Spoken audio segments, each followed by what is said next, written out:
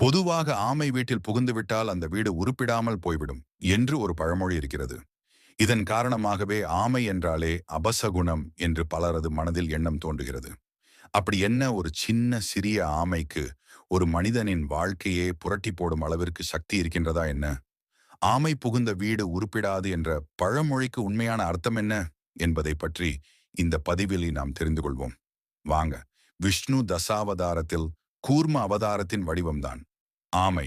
ரமணர் போன்ற பெரிய சித்தர்கள் எல்லாம் ஆமையைப் போன்று அடங்கியர் என்பார்கள். ஆமையைப் போன்று 120 ஆண்டுகள் நலமாக வாழலாம் என்று சொல்வார்கள். அப்படிப்பட்ட ஆமை ஒரு இடத்திற்கு வருகிறது என்றால் அவர்கள் கொஞ்சம் ஒடுங்கப் போகிறார்கள் என்றுதான் அர்த்தம். தெய்வத்தினுடைய வருகையும் ஒடுங்கும், ஆயுள் ஒடுங்கும். அதற்காகத்தான் அதுபோல குறிப்பிடப்படுகிறது. இதற்கு உண்மையான காரணம் என்ன என்பதை இப்பொழுது நாம் படித்தறியலாமா? ஆமை புகுந்த வீடு பழமொழி அர்த்தம். ஆமை என்பது மிகவும் சாதாரண ஒரு உயிரினம். 150 ஆண்டுகள் வரை வாழக்கூடிய ஒரு உயிரினம்.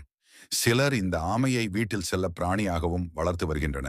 ஆனால் சிலர் ஆமை புகுந்த வீடு உருப்படாது என்றும் கெட்ட சகுனமாகவும் கூறுகின்றன. இவ்வாறு கூறுவதன் உண்மையான காரணம் என்னவென்றால், ஆமை இயல்பாகவே மிகவும் மெதுவாக செல்லும் பிராணியாகும். ஓர் ஆமை அவ்வளவு எளிதாக ஒரு வீட்டுக்குள் நுழைந்து விட முடியுமா? அதன் வேகத்துக்கு அது வாசலை கடந்து வீட்டுக்குள் வரவே பல மணி நேரம் ஆகுமே. ஒருவேளை இவ்வளவு மெதுவான ஆமை புகுவதை கூட கவனிக்க முடியாத அளவு அலட்சியமாக இருக்கும் சோம்பேறித்தனமான வீடு எப்படி உருப்படும்?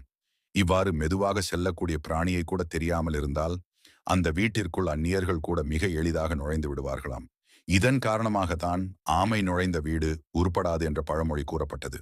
மற்றபடி ஆமைக்கும் கெட்ட சகுனத்திற்கும் வேறு எந்த ஒரு தொடர்பும் கிடையாது. ஆமை ஒரு சாதுவான பிராணியாகும். இதையெல்லாம் யாரும் கெட்ட சகுனம் என்று நினைத்துக் கொண்டிருக்க வேண்டாம். வீடு விளங்காமல் போய்விடுமோ என்று நினைத்து பயப்பட வேண்டாம்.